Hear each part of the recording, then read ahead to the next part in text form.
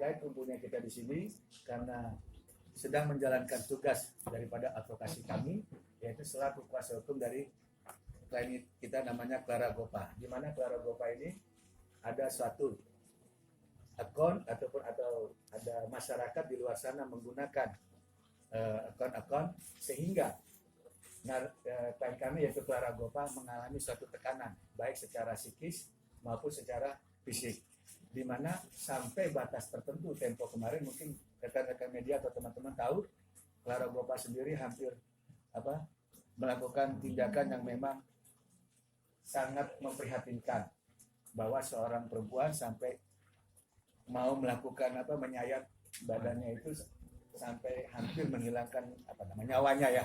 Nah, oleh sebab itu supaya clear permasalahannya terkait dengan kejadian ataupun peristiwa yang Clara Gopa alami, sehingga kita pada kesempatan sore hari ini berkumpul di sini supaya bisa mengklarifikasi ataupun memverifikasi terkait permasalahan-permasalahan yang ada, agar kedepannya baik itu masyarakat ataupun netizen istilahnya ataupun siapapun di luar sana, cobalah secara bijak menggunakan daripada media sosial yang ada, karena tidak terlepas kemungkinan permasalahan hukum akan menunggu daripada orang-orang yang memang dengan sengaja untuk menjatuhkan apalagi menyerang harkat martabat orang lain. Terima kasih buat teman-teman media yang udah datang. Kejadiannya di tanggal 2 Agustus. Memang pada saat itu memang saya lagi jatuh.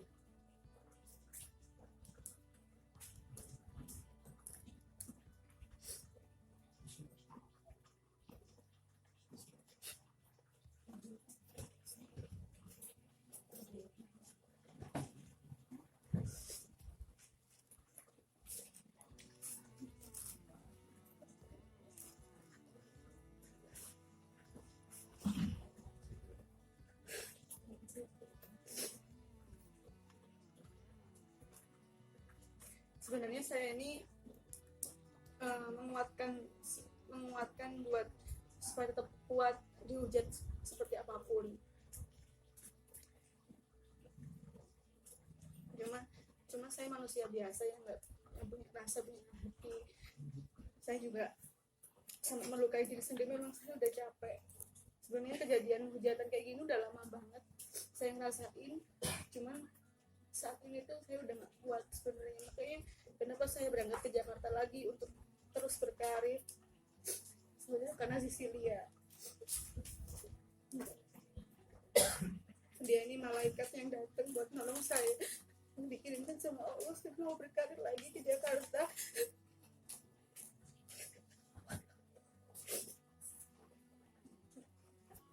Dan didampingin dengan Bapak Tonggar yang mau menyemangati saya, teman-teman lawyer. Saya sebenarnya udah gak kuat di dunia ini, cuma karena ini saya berjuang dari kecil untuk jadi seorang public figure, penyanyi. Saya tetap mau berkarya. Mungkin itu sih.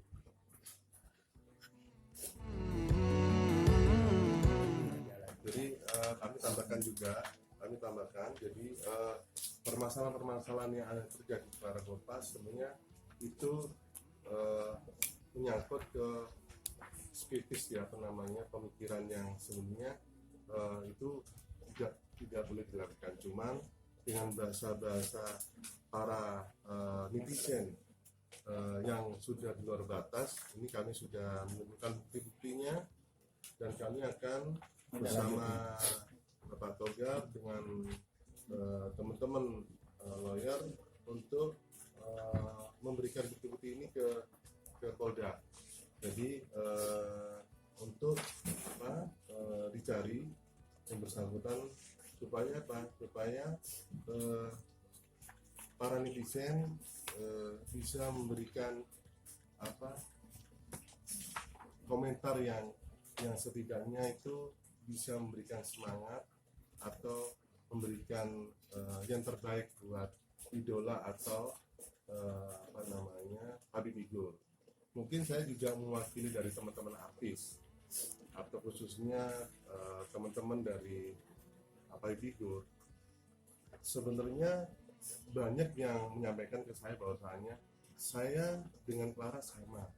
Saya juga terpukul, saya juga membaca sampai saya nangis, sampai saya juga mau melakukan seperti itu karena bahasa-bahasa netizen yang kurang mendidik. Nah, dari sinilah kemungkinan dari pihak Clara dengan tim serta kuasa hukum Clara Gopal Pak Dr. Timora mengangkat bahwasanya kita tidak bukan tidak membolehkan netizen berkomentar, silakan, tapi jangan sampai komentar itu membuat bahasa yang di luar mendidik gitu. Tetapi kita memberikan peringatan, boleh berkomentar, boleh berbicara di dalam bahasa yang sopan dan santun. Untuk mengkritik membangun tidak masalah, tapi kalau sudah berbahasa atau berkomentar yang setidaknya bahasa yang binatang-binatang keluar semua atau yang lain, itu sudah secara secara pemikiran kami tidak terima. Karena itu makanya hari ini kita mengklirkan masalahnya kenapa Clara Gopal mau menyiksa dirinya karena permasalahan itu. Sekaligus Instagramnya juga hilang di saat itu, jadi mentalnya jatuh. Jadi saat itu, dari Clara Gopal timbul pemikiran negatif. Kejadiannya memang kalau saya tuh sebenarnya udah sering dibully, udah sering dihujat, udah sering dikata-katain dari zaman waktu saya dulu semangka. Cuman ketika mental saya drop, ketika Instagram saya hilang. Jadi ketika Instagram saya hilang, saya banyak kerugian di situ, yang dimana saya mengembalikan duit 84 juta untuk endorsement.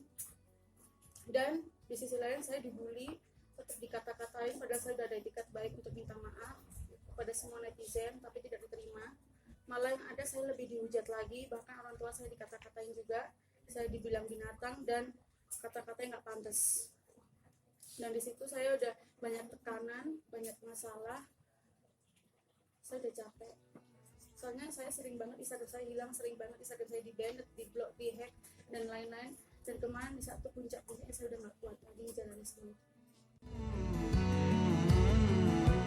Kalau saya udah ada etikat baik untuk minta maaf karena kesalahan saya yang kemarin. Nah, tapi yang bikin saya drop, saya tuh nggak disupport sama siapapun netizen. Yang ada malah YouTube saya udah mau dihilangkan juga, mau di-report lagi sama mereka. Instagram saya yang kedua juga mau di-report lagi sama mereka. Bahkan Instagram saya kan saya private supaya aman. Nah, yang bikin saya lebih jatuh lagi, ketika saya jatuh, dijatuhkan lagi lebih dalam.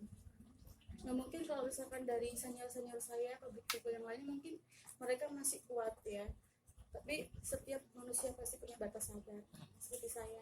Saya udah sering banget dikata-katain binatang. Saya nggak pernah mempermasalahkan ini, bahkan sebagai jalur hukum saya nggak pernah. Baru ini karena saya udah nggak kuat begituin. Bisa lihat perilaku daripada netizen itu nggak lagi menjurus kepada hal-hal yang substantif tadi. Ini sudah mendegrade dia, salah satunya dengan kata-kata yang nggak layak, macam kayak dasar lonte, atau dibilang dia pelakor. Nah, lalu juga di sini kamu nih. Nah, salah satu bahasa inilah yang membuat dia merasa down, karena dari pribadi dia sendiri kita tahu figur Mbak Clara itu adalah keluarga yang memang santun, keluarga yang memang ada semacam religius. Nah, latar belakang yang religius itu dia masuk ke dunia yang tadi kita bilang artis atau entertain, ternyata perilaku netizen ternyata itu lebih kejam daripada apa yang ada di kebun binatang. Nah, sehingga ya kita harap maklum, itu manusiawi, siapapun tidak akan sanggup seperti itu tekanan-tekanannya, maka kita akan tindak lanjut di dalam satu proses hukum agar jelas duduk permasalahannya tadi. Dan yang kedua, kalaupun ada pembagian tadi yang senior yang disebut, mungkin mereka bisa menghadapi dengan bijak, atau mungkin dia lebih tabah. Tapi kalau Mbak Clara sendiri mungkin dia tidak sanggup. Nah, itu aja yang bisa kita lurusin, yang kita bisa sampaikan. Postingan itu memang menjadi-jadi. Jadi semenjak itu aku bulannya lebih kenceng daripada yang kemarin-kemarin. Kalau tentang atas sih saya nggak mau komentar lagi, Kak. Sudah nggak selesai.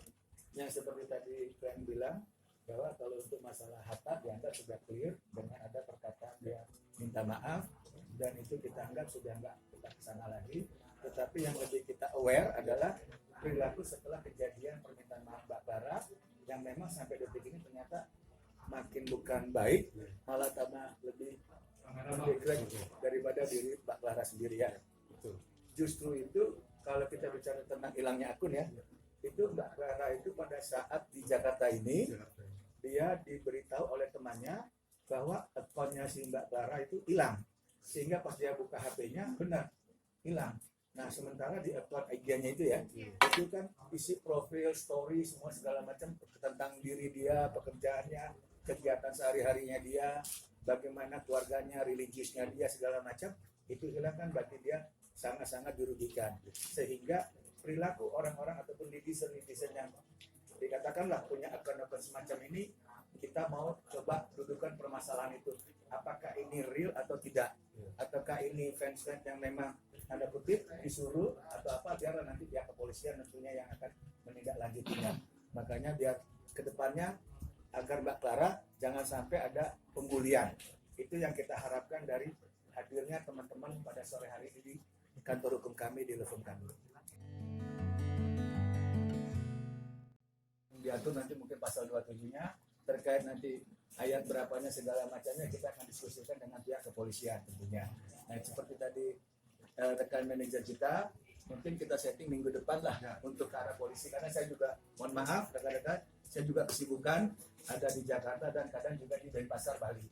Jadi ya kita akan koordinasi dengan baik, lalu kita kumpulkan ini bukti-bukti dengan kita bikin chapter yang memang harus logika, harus benar-benar real.